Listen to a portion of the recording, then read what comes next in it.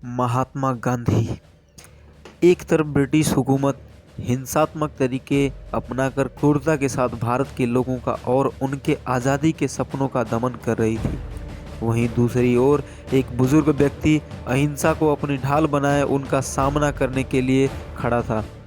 अहिंसा के उसके नायाब तरीके ने न केवल अंग्रेजों को देश से खदेड़ने का काम किया, बल्कि पूरे विश्व के सामने शांति के साथ आंदोलन चलाने का संदेश भी रखा।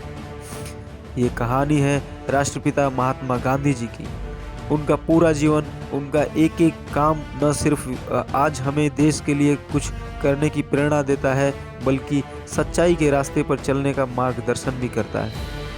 महात्मा गांधी के आज़ादी के आंदोलन में भाग लेने से पहले तक आज़ादी का आंदोलन और उसका नेतृत्व केवल कुलीन वर्गों के हाथ में था।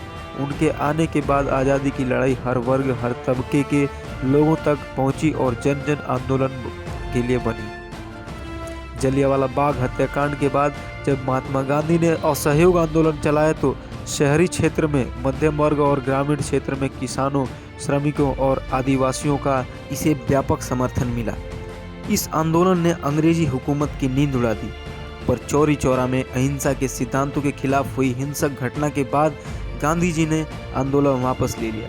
उन्होंने अंग्रेजों के नमक कानून के खिलाफ भी अभियान शुरू किया। उस वक्त के ब्रिटिश कानून के मुताबिक भारतीय नागरिक न तो नमक जमा कर सकते थे और न ही उसे बेच सकते थे। इसके चलते भारतीयों को भारी कीमत पर नमक खरीदना पड़ता था। गांधी जी ने हजारों लोगों की भीड़ के साथ दांडी यात्रा निकाली और ब्रिटिश हुकूमत के प्रतीकात्मक विरोध के तौर पर नमक बनाकर कानून तोड़ा। इसके चलते अंग्रेजों ने उन्हें गिरफ्तार कर लिया। यह आंदोलन तेजी से फैल गया। हजारों लोगों ने अंग्रेजी सरकार को टैक्स और राजस्व देने से मना कर शुरू कर दिया। नमक सत्याग्रह के बाद एक मुट्ठी नमक बनाते हुए गांधी जी ने कहा था, इस एक मुट्ठी नमक से मैं ब्रिटिश साम्राज्य की जड़ें हिला दूंगा, और हिला भी रहा हूँ। और वाकई में इस महात्मा ने सत्य और अहिंसा के साथ ब्रिटिश साम्राज्य को भारत से उखाड़ फेंका। महात्मा गांधी चाहते तो इंग्लैंड या साउथ अफ्रीका में रहकर वकालत करते रहते।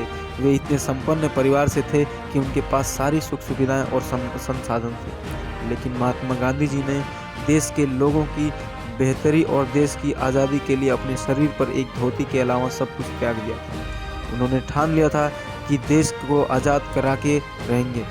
उनके त्याग और दृढ़ निश्चय के परिणाम स्वरूप देश को स्वतंत्रता मिली।